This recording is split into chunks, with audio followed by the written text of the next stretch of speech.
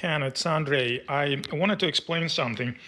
I usually don't send these things with the machines, but since you often seem to engrave smaller stones, I wanted to send you this so-called razors.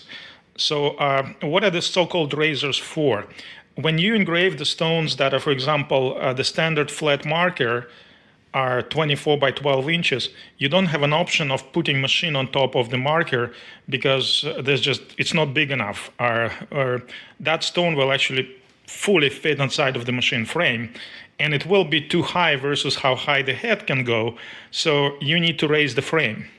So the purpose of those razors is to do exactly that.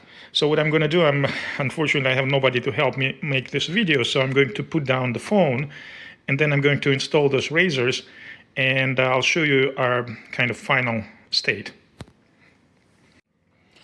Okay, so there are 4 of those razors, and they have like 2 different steps so that you can bring the frame to 2 different positions. And you install them at 4 corners basically of the etcher, just like you see on the screen, right? 2 on one side and 2 on the other side.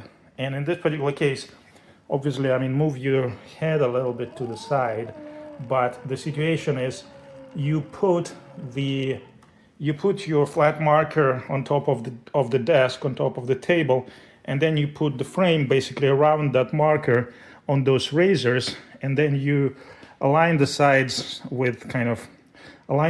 the stones with the axis of the machine, and you can engrave. So this razor is actually a great thing. I'm 3D printing them myself, and they work very well. Actually, in case you're curious what it looks like when I'm 3D printing them, I'll just quickly show you another video. Yeah, so this is my 3D printer.